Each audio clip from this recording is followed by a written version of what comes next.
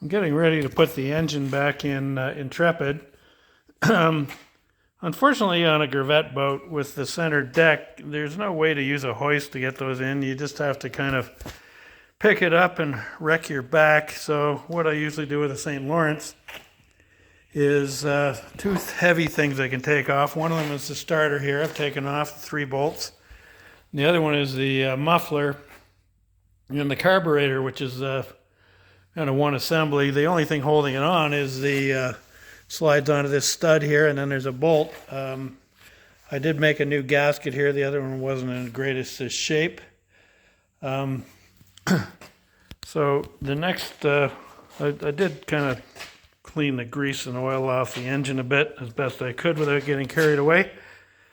So the next thing I'm going to do is, I guess, just manually hoist this thing in over the side.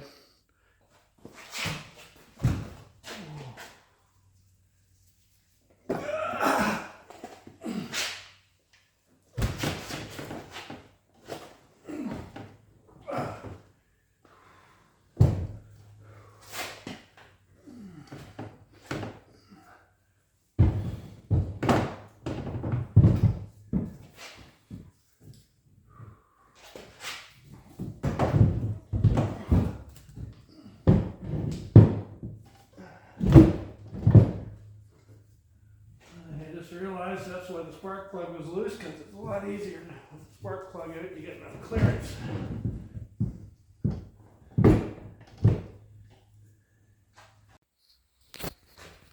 I've got the engine and Intrepid bolted down. I'm just playing with the alignment here. The idea is that both of these coupling faces have to be perfectly parallel. When I get close, I'll be fine-tuning that with feeler gauges. Just looking at the stuffing box here, this is the part that goes in.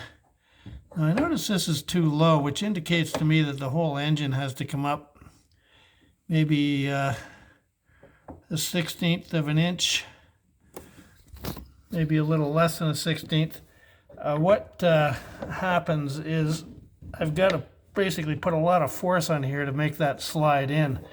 I noticed it was probably wrong before, because I noticed the prop shaft here was kind of blue, so it was probably running smoking hot. If it gets bad enough, it'll actually just seize right onto the shaft, and that can be pretty dramatic. So anyway, I'm going to have to loosen off my lag bolts here. I put in stainless lag bolts. I had some around here. I'm just going to have to take those off and put a couple more shims in there. These are the kind of shims I use. They're probably 30 thou each. That way I don't have to take the bolt all the way out. I can just lift it a bit and slip these in. Okay, I've done a lot of shimming and fiddling around here, but now this just slides in perfectly. I've got the coupling tight.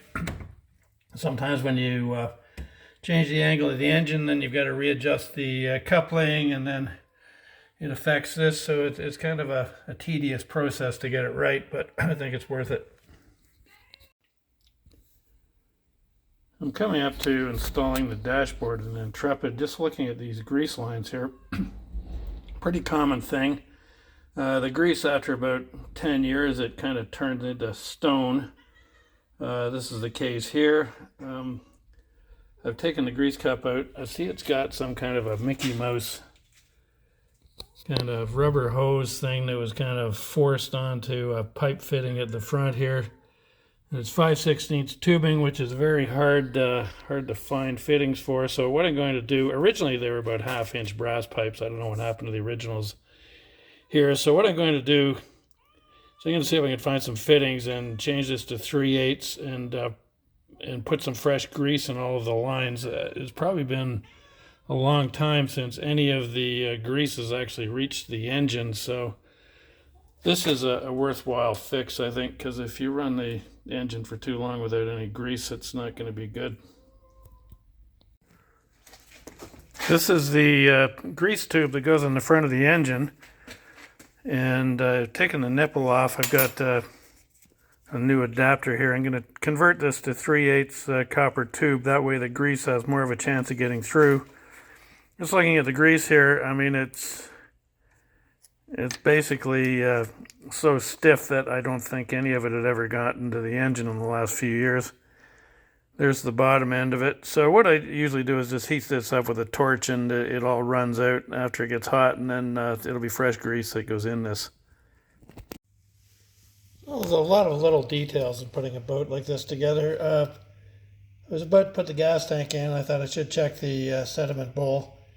Here you can tell the gasket here is basically deteriorated and it's going to leak gas. If this was a boat with a fuel pump, that will prevent a boat from running.